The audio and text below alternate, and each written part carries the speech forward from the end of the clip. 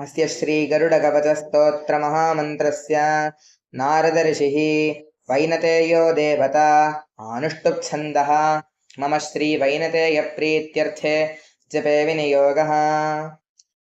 शिरो मे गरुडः पातु ललाटं विनता सुतः नेत्रे तु सर्पः पातु कर्णौ पातु सुरार्चितः नासिकां पातु सर्पारिः वदनं विष्णुवाहनः सूर्यसूतानुजः कण्ठं भुजौ पातु महाबलः हस्तौ खगेश्वरः पातु कराग्रे तरुणाकृतिः नखान्नखायुधः पातु कक्षौ मुक्तिफलप्रदः स्तनौ मे विहगः पातु हृदयं पातु सर्पः नाभिं पातु महातेजाः कठिं पातु सुधाहरः ऊरू पातु महावीरः जानुनी चण्डविक्रमः जङ्घे दण्डायुधः पातु गुल्पौ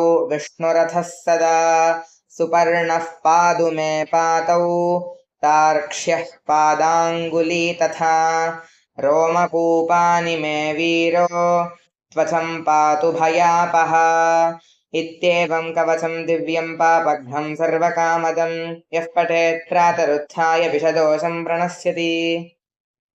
पुत्रिसन्ध्यं यः पठेन्नित्यं बन्धनान् मुच्यते नरः द्वादशाहं पठेद्यस्तु मुच्यते शत्रुबन्धनात् एकवारं पठेद्यस्तु मुच्यते सर्वकिल्बिषैः वज्रपञ्जरनामेदं कवचं बन्धमोचनम्। नारदगरुडसंवादे श्रीगरुडकवचम्। सुपर्णं वैनतेयं च नागारिं नागभीषणं जितान्तकं विशारिं च अजितं विश्वरूपिणं गरुत्मन्तं खगश्रेष्ठं तार्क्ष्यं कश्यपनन्दनं द्वादशैतानि नामानि गरुडस्य महात्मनः यः पठेत् प्रातरुत्थाय स्नाने वा शयनेऽपि वा विषं नाक्रामते तस्य न च हिंसन्ति हिंसकाः सङ्ग्रामे व्यवहारे च विजयस्तस्य जायते बन्धनान् मुक्तिमाप्नोति यात्रायां सिद्धिरेव च। इति श्रीगरुडद्वादशनामस्तोत्रम्।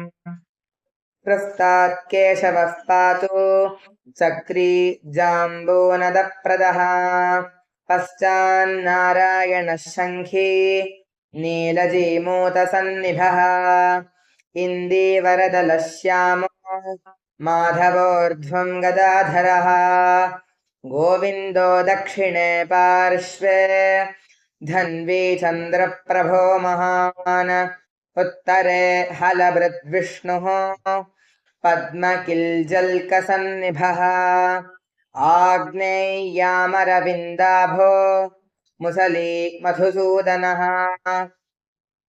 गपाणिः निर्ऋत्यां ज्वलनप्रभः वाय्वां वामनो वज्री तरुणादित्यदीप्तिमान् येषान्यं पुण्डरीकाभः श्रीधरः पट्टसायुधः विद्युत्प्रभो हृषीकेशः ह्यवाच्यां दिशिमुद्धरी हृत्पद्मे पद्मनाभो मे सहस्रार्कसमप्रभः सर्वायुधः सर्वशक्तिः सर्वज्ञः सर्वतोमुखः इन्द्रगोपकसङ्काशः पाशहस्तोपराजितः सबाह्यभ्यन्तरं देहं व्याप्य दामोदरस्थितः एवं सर्वत्र मिच्छन्द्रं नाम द्वादशपञ्चरम् प्रविष्टोऽहं न मे किञ्चित् भयं नास्ति कदाचन